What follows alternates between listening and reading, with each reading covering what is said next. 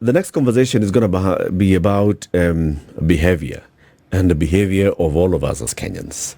We have invited Dr. Ruth Laibon Masha. She is the CEO of the National Syndemic Diseases Control Council to come because a couple of weeks ago we saw this, just last week, we saw this conversation emanating after Naivasha, Safari Rally, things happened, and then we saw, what was the behavior of people who attended the rally? What was it? News coming in that, people were being offered free condoms. Some of them would take, but not use. Others would take and use, but, all those matters. Dr. good morning. Good morning. Welcome to the hot seat of the Situation Room. It's good to have you here. I think we've looked for you a number of times. Finally, you're here. Karibu sana. Asante sana. Karibu sana.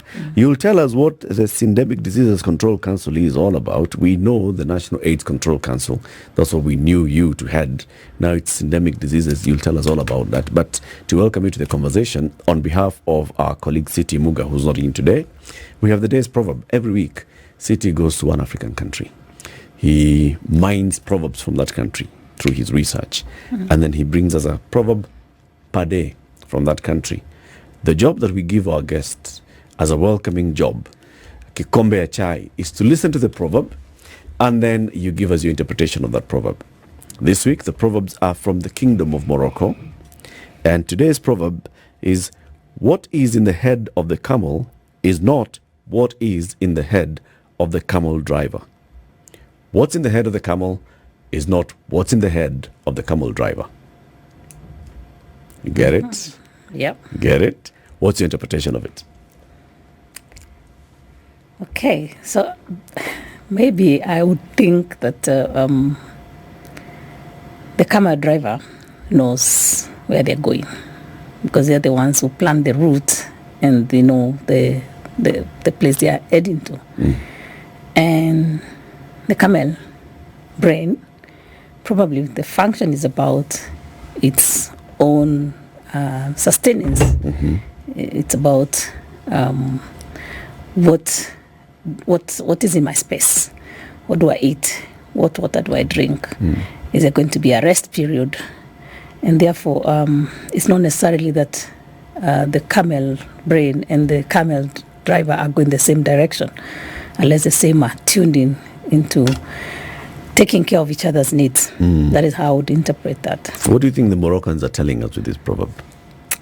I think the message here is about leadership and about leadership and visioning leadership with the people we are leading.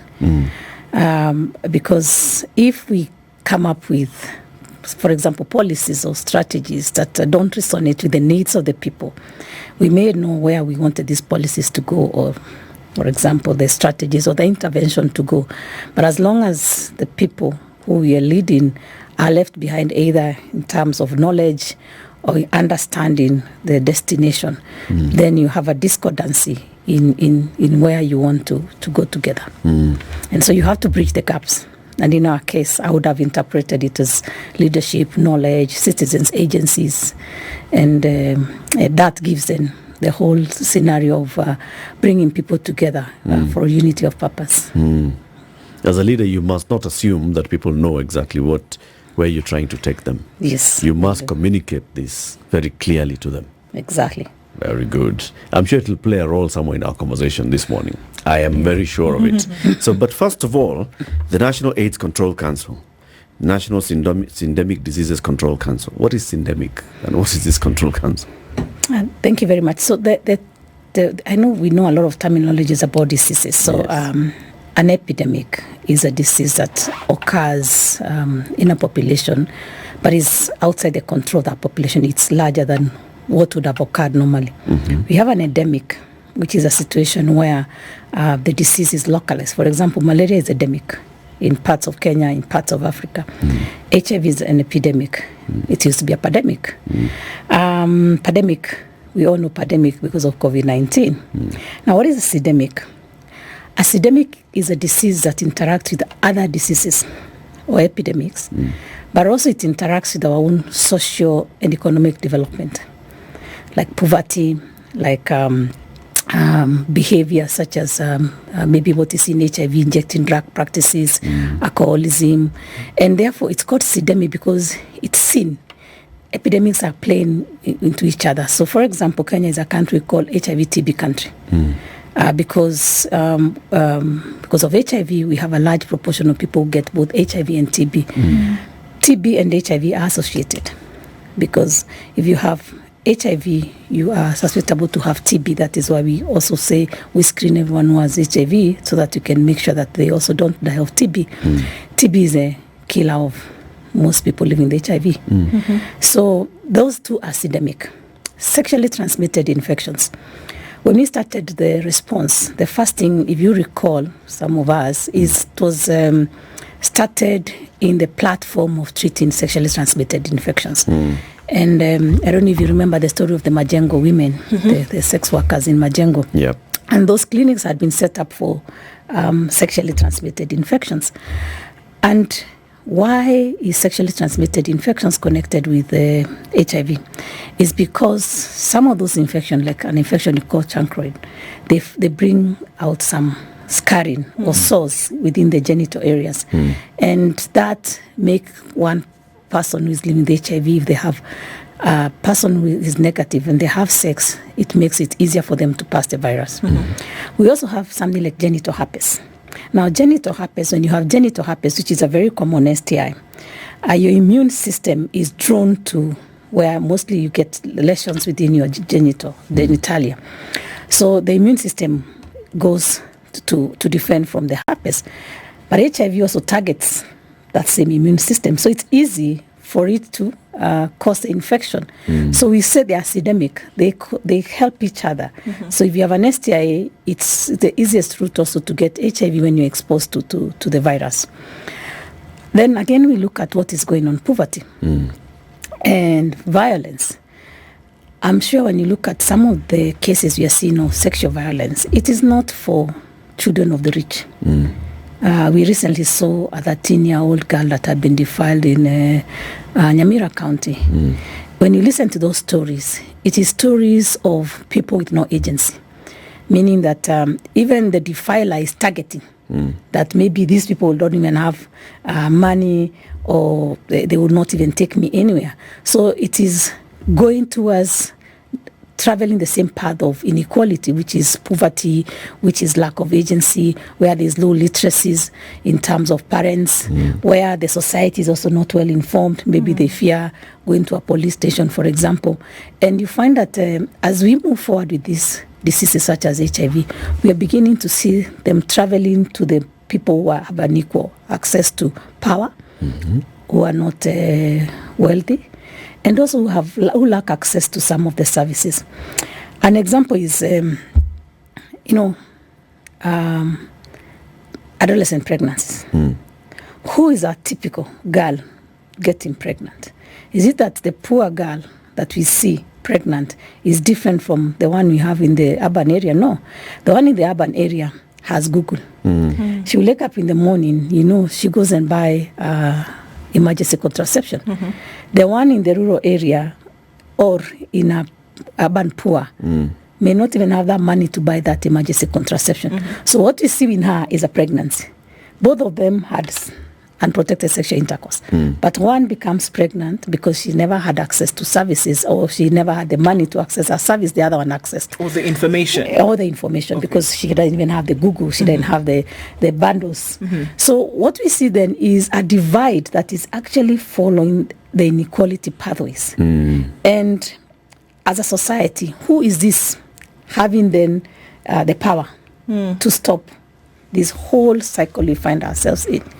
And that's the first question we have to ask. Where does the power come from? Where does the power come from? So previously we've been told that, of course, there rests a huge amount of power in the passing of information back and forth.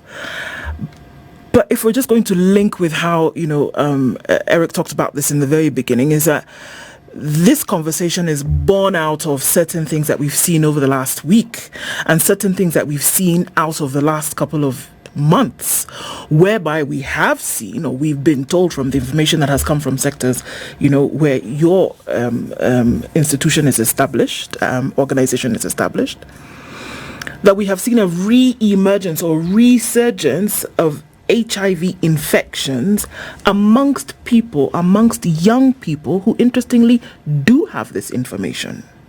So my question is, what has happened, or how has the character of infection of HIV then changed? If previously one of the things that we were told was that in order to curb infections of HIV, condom use then is highly effective. But we see people are now shunning the condom. Young girls more worried about getting pregnant than they are about getting infected. Young people who will shun the use of a condom because they've heard of something called PEP. So, are we still seeing that those who lack information are the ones who are more susceptible to infection? Are we still seeing that? I think that goes back to the proverb we started with. Yeah. It's about the camel driver and the camel brain. So there is information and there is correct information. In fact, in this country, the gap in the correct information among young people is very wide. Even just that condom use alone, it is as low as 54% of young people between 15 to 24 who actually can correctly tell you about condom use. Now, there's a generation, which is our generation, that actually, for those who never got HIV, what saved us was the uptake of condom use among that generation. Now, we have this new generation, and we have increased our options for prevention, rightfully. The challenge is that all these things, during one generation, you were told about HIV, but you also told about sexually transmitted infections. You were told that if you get chlamydia, you're going to be infertile. You are told that if you get genital herpes and the viral hepatitis that we get, you're going to have some consequences.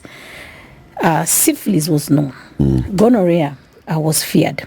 Now we have this generation that has come in now. I'm told they have come from Generation Z. Now they're calling themselves Alpha Generation. That all these things, they are only seeing them and learning them quickly from the internet. So what is the challenge? The challenge is that it is misguided information. The story of saying that ARV-based prevention is better than the use of condoms, of course, comes out from this whole euphoria that having condomless sex is the best way to go. But I think what is important is for us to provide the right information. First of all, we do not have any ARV-based prevention that is not prescribed. So the self-prescription of ARV-based prevention is actually wrong. There's Why? nothing over the counter. Ideally, because what they are doing is that you're supposed, first of all, for an ARV-based prevention, you're supposed to be negative. And that means you need to have tested. So if, for example, you're borrowing your ARV-based prevention from a friend and you're not even having the right dose, there are two things that could happen. If you're HIV positive, by chance, and you're already taking these drugs, you create something you call resistance. And what happens is that then by the time we catch up with you, you probably cannot even be given the normal ARV-based for everybody else. Dr. Sorry, I'm going to need you to clarify a number of things. So we are saying, first of all, in order for you to have any kind of ARV prevention treatment, which is now what we're calling PEP, Yes. post-exposure prophylaxis, that you must be tested negative. Yes. But we do know that there are some folks who are out here getting this PEP from wherever they are getting it, and that they're not necessarily going to be tested. They've not been tested. They're going, they're getting it, they're doing whatever it is that they're doing with it, and they're going. What you're saying is that this, in its entirety, is wrong. Completely. It's completely unethical, even for anyone to start sharing those ARVs, for not taking the ARVs in the right doses. And I must say that I think for young people, they need to understand these ARVs they see, they're not for free. We actually spend about 12 billion every year to purchase ARVs with a 6-month buffer. So if you're spending that money, it is not something we want to spend and misuse. So when we say post-exposure prophylaxis, it's an emergency. you have actually found yourself in a situation you are using a condom, it has broken because maybe you didn't use it properly. You have been sexually assaulted. You're in a hospital, you're a medic, you have pricked yourself, and you need to cover yourself for the infection. Or even you're in a relationship or one night stand, and you wake up in the morning and say, I have a challenge. And that is why we say this drug is only effective, and every hour counts within the 72 hours. So if you start thinking about taking the drug every now and then, like what we are hearing young people saying, you actually have become, you are abusing the drug. Why? We should then have moved you to another drug called pre-exposure prophylaxis. Now, pre-exposure prophylaxis, we give it to people who have at high risk, or they know they're at risk of getting HIV. And it's a prescription drug also. So again, you can't go and start borrowing your friend the pre-exposure prophylaxis. But then this whole idea that the ARVs can be misused by this young generation is wrong. Let me just say something, that ARV is a good intervention, especially for people living with HIV. And we must thank them in this country, because I think those who have known HIV status have played a significant role in most of the infections prevented today. In fact, we were discussing the other day and saying their contribution in becoming viral suppressed, taking their drugs every day because they know their status, has also contributed to what we say U equals U, undetectable equals untransmissible. They are not transmitting HIV, and that is what is cushioning us. Now, where the challenge is these people who then are not diagnosed, then they are also misusing the same drugs, and they don't even know the implications. When we start putting people on ARVs, we ask them to come back to the facility. Why? Because we need to check other things, kidneys. We need to check their liver functions. So it's not a drug you can just decide, like, let me take it multiple times and I'm not even coming into contact with the health facility. So in essence, the ARV-based prevention is a facility-based. You have to speak to your provider. You have to come and sit down and speak. So this whole internet prescription is totally wrong. And it is actually does not work. The only thing that they think it works is probably because the person they had sex with was negative. Yeah. And they imagine it worked. But if indeed they have less dosage or missing the drug, because one of the things that I'm told and I've heard them say is even sharing. Take a container, I give you a few pills, I want you to tell us more about that, okay? So what is it that you've heard about this behavior by mostly young people and others who are not young? What have you heard? What is it what are they doing? What are people doing? So, of course, one of the challenges that I had, and I've had the young people saying, is that you have sex, unprotected sex, then you come for emergency. So you have the emergency contraception because you're fearing pregnancy, and then you come into the emergency, the post-exposure prophylaxis. Where? Now, a pharmacy? That is why I think it's you to tell us, because I don't even know where they're getting these drugs from. And when I hear they're getting such drugs, it's important for us to know, because when I hear they're sharing, and then my understanding is that one of them gets the drugs, then takes a short dose and then gives the rest to the other, because maybe the bottle has 30 tablets. So they're not even taking the correct dosage. If, for example, you're taking a post-exposure prophylaxis drug and you're not taking the entire dosage. What is an entire dose? 30 days. 30 days of daily? Yes. So once you get this dosage, you are supposed to take it continuously for 30 days? Yes, till almost 28 days. So if you're not taking the drugs and you're taking them for 4 days, then you leave some of them, so then you give to your friend. To share. Then you give your friend what you're actually doing. You're misusing the drug. That is really worrying for us. And this cannot be acceptable. So this is what is happening. That is how, when I hear them explaining, that is what they are doing. It's not that they are going to, the drugs are controlled.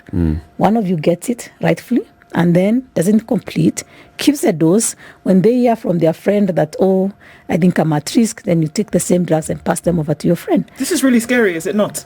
Because it's almost as though it's being likened to emergency contraception. Exactly. Because that's what emergency contraception is, essentially. You take it and then, 24 hours, you take the first one, 24 hours, you take the next one, within the 72-hour period after, unprotected sex. Yes. So it seems as though folks are downloading that same concept and saying, here we have this thing for 28, 30 days. I'm going to pop a few. It should work, right? All right. Bottoms up. Let's go. If somebody else comes, you say, I have a few left. I can give you to sort out yourself without having downloaded the full information of what this thing is actually meant to do. So you said 30 days. What does that ensure? That if truly there was exposure to infection by the virus, that the 30 days of taking this, because that's what it is, isn't it? Yeah. It's you're taking medication every day for 30 days. That it is covering you for the length of time that the infection essentially could take root. Exactly. In your system. Exactly. So if you take it for 4 days, or you take it for 2 days, or you take one dose, you might as well have drank a cup of water. Exactly, because it's not going to be effective. The dosage is created that way so that it's consistent. Remember, it is about breaking the interruption of the virus from attaching itself. So that interruption, so that cell then that can die. So that interruption must happen within those 20 to 30 days. So if you're coming and take them for 4 days, you have done almost nothing. So you can't even keep transferring these drugs to your friend and other friends. And then there's also a confusion about pre-exposure prophylaxis and post-exposure. Pre-exposure. What is the difference even in terms of the medicine itself?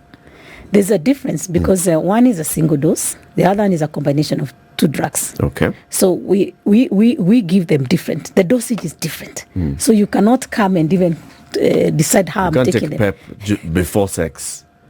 No, and expect because it's post. It's post. It's an emergency drug. Right. Now, the pre-exposure is a program you're running. We know that there are some people who are at risk, even in marriage, for example, or people who have partners that they know my partner is at high risk, and sometimes have no power to negotiate for condom use, and we encourage them, stay on a pre-exposure prophylaxis.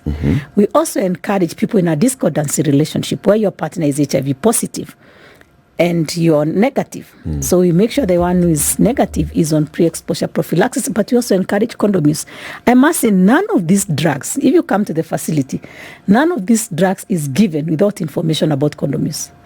So condom will still remain as the only single tool that we currently have that can protect you against 3 things: HIV, sexually transmitted diseases, and mistimed pregnancy. We don't have anything else. So that is why we say PEP, condom. In fact, I think for me, we need to start having the conversation of sexually transmitted infections. Even when we talk about human papillomavirus, we have shied away from giving our information, but that is very essential. Our parents are dying of cervical cancer because there was no vaccination during their period. We have a vaccine that is almost 99% effective, but that vaccine must be given to girls before starting to have sex, and that is why we are targeting the younger ones. Now, what are we trying to say? We are saying that by the time you have your first sex, it is unprotected. Most of the population usually get exposed, especially to an STI that include human papillomavirus. Now, what does it do? The earlier you have sex in your life, like if the sex is early, like what we are seeing age-wise, by the time you're about 25, 26, we start beginning to see a percentage of these cells converting. And that is when then you end up with cervical cancers. So these STIs are linked to so many things that young people don't understand. It's not just you wake up. One thing I always say, chlamydia, for example, it will, with time, untreated, what does it lead to? Block the tubes. Infertility. Infertility is expensive because now the desire to have a child and there is a scarring on the tubes, and it makes it difficult to giving birth. So in essence, what I'm saying is the point you have said. We have to have a different way of communicating to our young people. Our guest is Dr. Ruth Laibon Masha. She is the CEO of the National Syndemic Diseases Control Council. We are talking about the syndemic diseases, starting off with HIV and then going into STI and the others, and particularly behavior-wise. So there's concern that's been flagged by the National Syndemic Diseases Control Council on the young people and their behavior when it comes to sex. Many of them, as we are hearing, are just going into something that they've now considered it's an emergency drug. You go and buy pre-exposure prophylaxis or post-exposure prophylaxis. You're not even following the dosage. You're getting it from your colleagues. You're buying it under the water. You're buying 2 tablets, 3 tablets, just because you think you're exposing or you've been exposed to some risky sexual behavior. And that's completely wrong because you're not even following the dosage. This is an alarm that needs to be raised, and we are raising it this morning. After the Safari Rally weekend, that's the Easter weekend, we saw the council raising these issues. What is it that you observed over that Safari Rally weekend? Because you had people who are out there distributing condoms and trying to raise awareness about transmission. What did you observe? So one of the challenges we've been seeing over time, even before the Safari Rally, was that, and I did raise it again, it's very interesting that I find a scenario where I see young people, and I speak young people below the age of 35. You can walk into a facility or a wine and spirit and walk in and buy a bottle of, what do you call it, 18 years and... Whatever drink you're buying. Let's say 18 years, whatever they are. 18 year. Whatever, 12 years, 18 whiskey. years. Whiskey. And then... and you're already planning that you're going to have sex. And the one thing that you don't buy is a condom that is right there in the same place. So the question is why? If we do studies and compare ourselves with other countries such as Nigeria, and we say that we give as a government free to use condoms, and we ask people, are you willing to buy condoms for high-risk sex? People say, yes, we are willing. But then we find that we are one of the countries that rely only on public free-to-use condoms, and therefore, when they are not there in where you are, then you decide then it's okay, I can have condomless sex. So that is a place of lack of knowledge, and that is what we're saying. It's the same story you said, camel and the brain of the camel and the camel driver.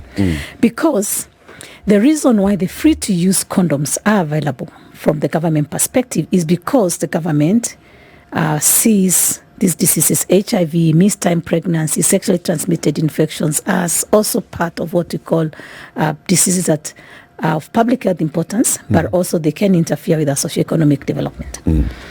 So it's important also for citizens to practice the same, so that it's a cooperation. You know, you can buy a condom, the government can provide a condom, but the use is dependent on the citizen cooperation. So let's begin from there.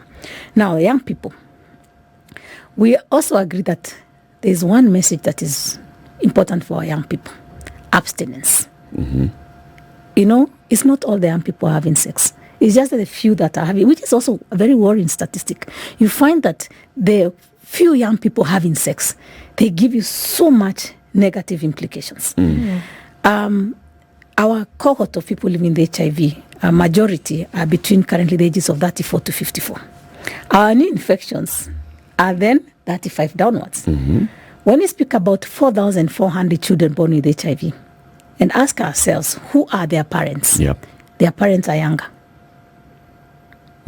Yes, they're younger. Actually, in some cases... Younger meaning what, 35 and below, 40 even and below? 24 and below. Or, you know, the younger the mother, the more likely she's likely to transmit HIV. And especially if she's an adolescent. She comes to the facility late.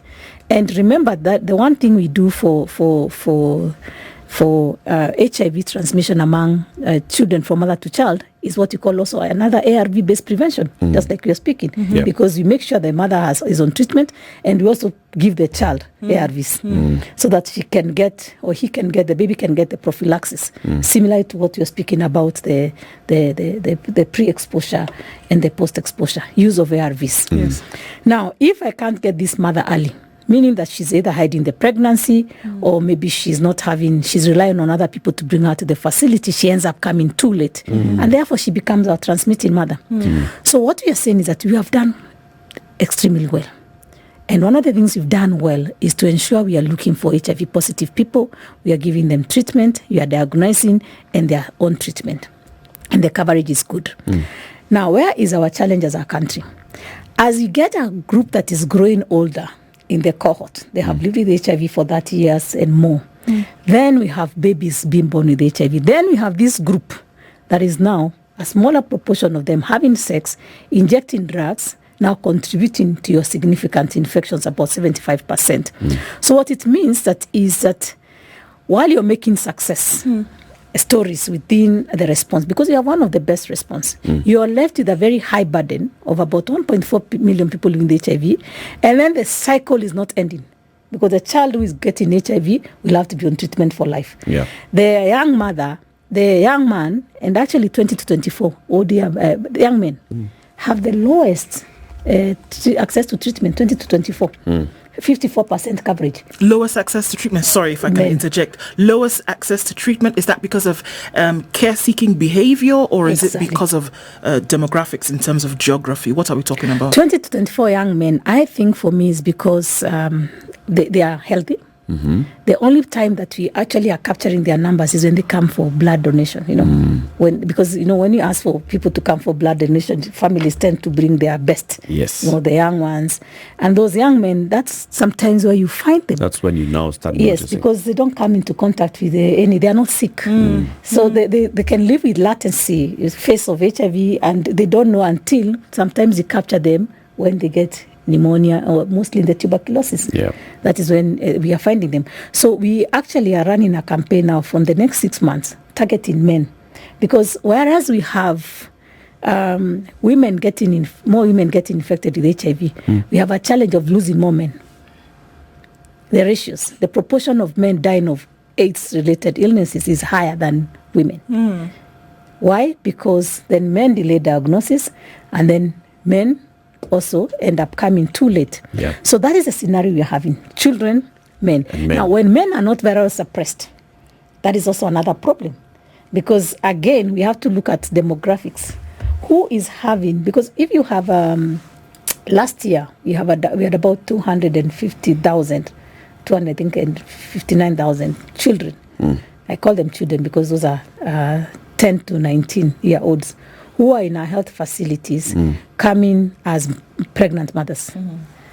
When you start asking who are the fathers of these babies, interesting, the age cohort has changed. It's no longer the Mbaba. No. In fact, it is just an age group slightly higher than them. It is the college kids. College kids, 2024. The 19-year-old is saying the boyfriend is a 21-year-old. So this whole combination of until 34 that is also having sex with the other generation, we are seeing a problem there. Now, the other challenge, which is huge, is that these young people, unlike the older generation, also have multiple sexual, because of the energy. So they'll have more sex. So that sex needs to be protected. Because unlike older people who probably have less sexual activity because of age, comorbidity diseases coming in, this young group is very sexually active. So you must contain this group that is sexually active by insisting that people have to use condoms. But then, Daktari, where is the gap in information? Because you're talking about a generation that has now more and more places where they can access information. The older generations had a challenge. I mean, so yes, there is HIV, there is a lack of proper awareness and understanding what HIV is, what it means, transmission, and the risk factors. The younger generation, you'd expect, would have greater access to this information. But they're the ones that we're talking about, they have access to the wrong information. Why? Let me give you an example. Let's go back to menstruation. Just that. If we are having the wrong information even on menstruation, we've had a case in example where I know of a child who was telling us that they are pregnant, but they told us they've not had sex. So because when you ask the child, because it's a child, what do you mean?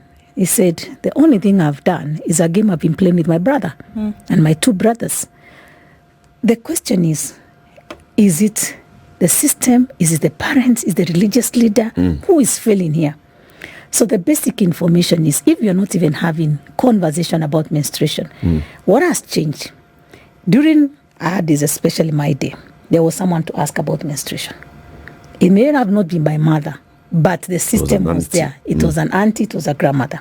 It was a friend who has a grandmother who has an auntie, who would even go and show you even how to use your cotton wool and show you how to lay it down properly.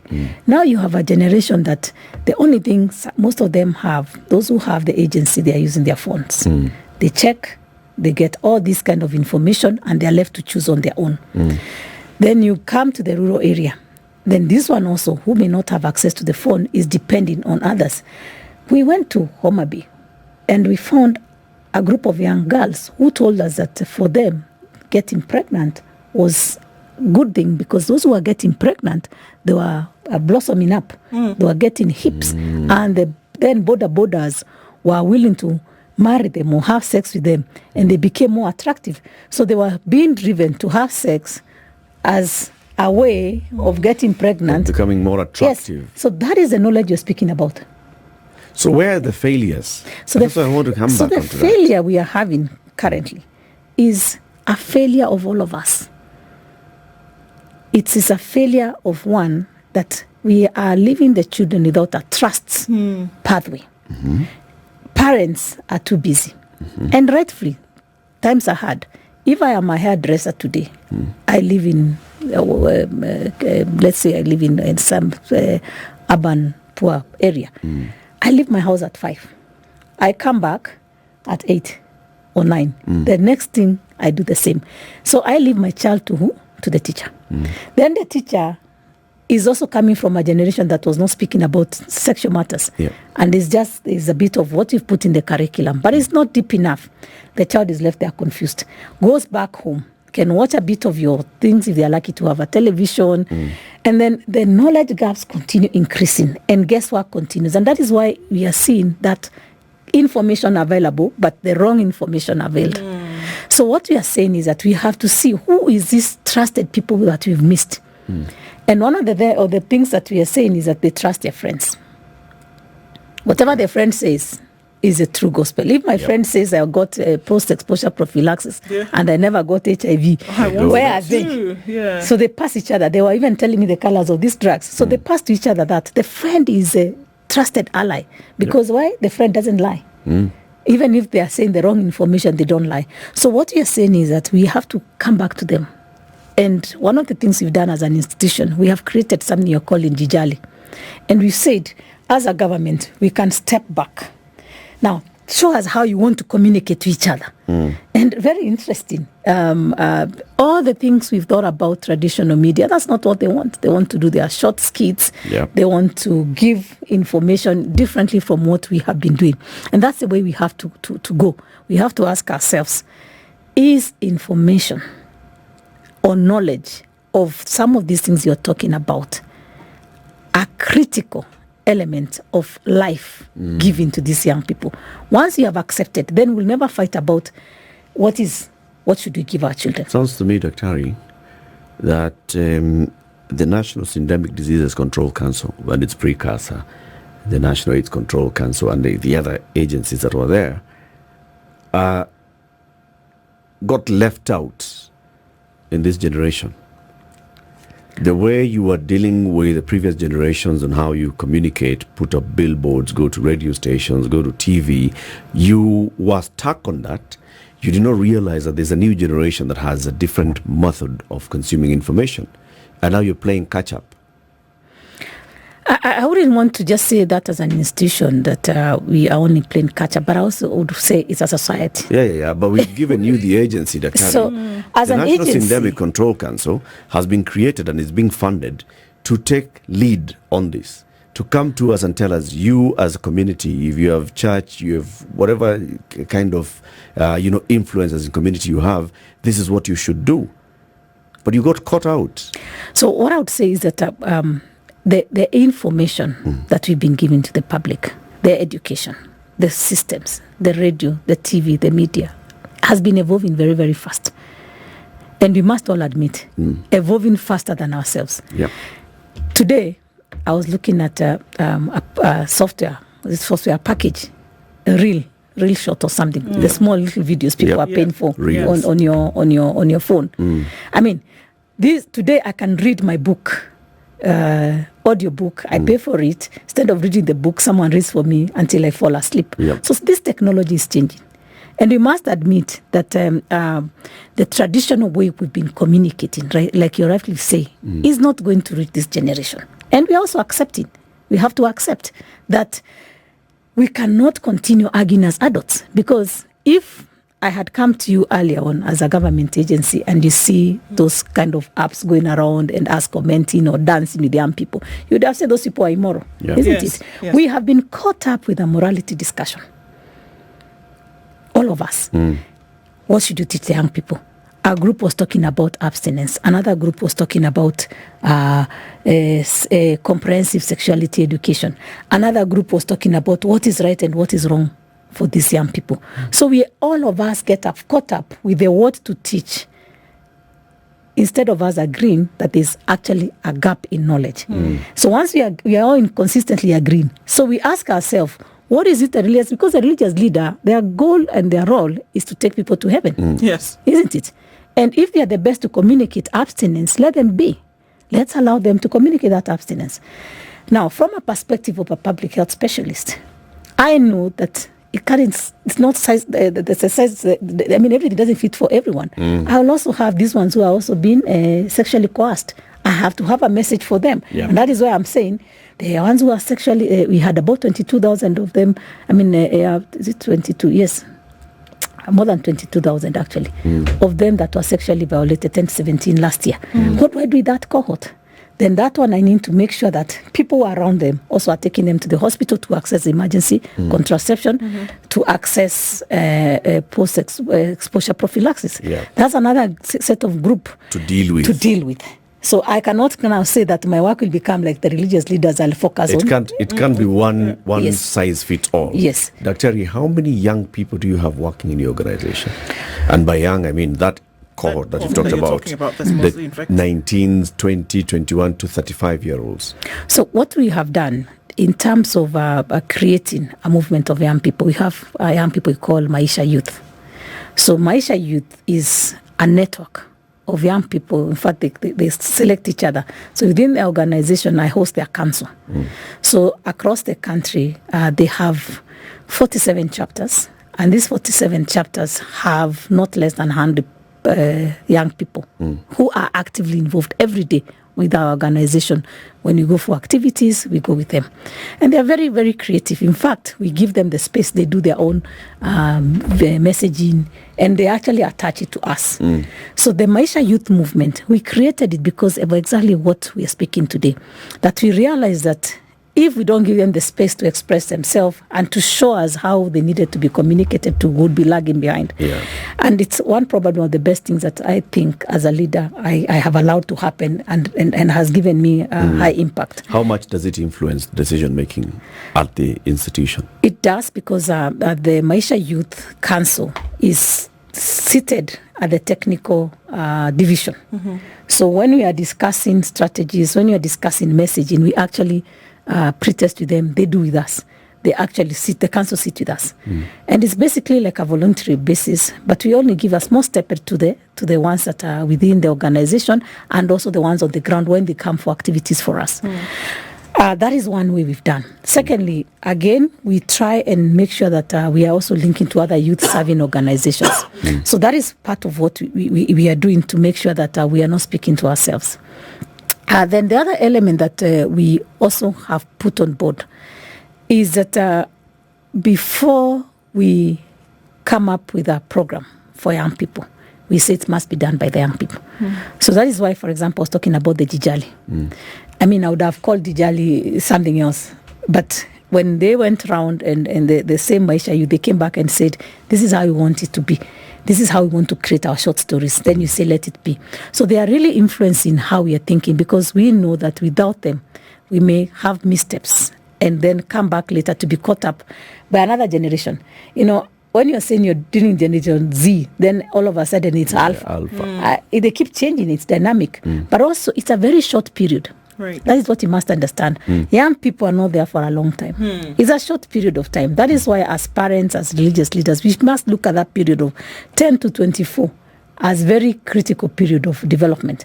10 to 19, you can shape someone. You can shift their mindset so that we can all get our energies within this group and then be able to say we've transformed their thinking.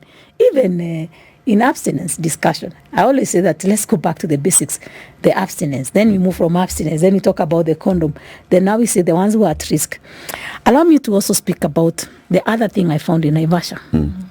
Alcohol, drugs, and substance abuse. Currently, we have about 26,000 of people who inject drugs in this country, and they inject common drug use inject in this country is heroin.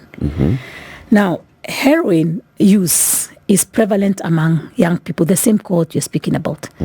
They have HIV almost 5 times than the general population prevalence.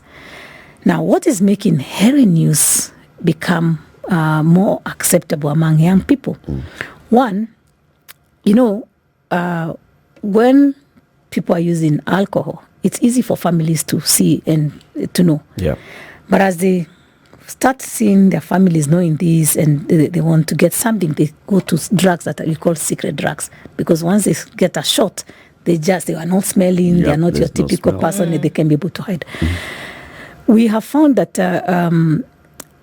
also that growing population of young people using drugs is becoming a big challenge. And if you're not careful as a country, we may also find ourselves in a big mess.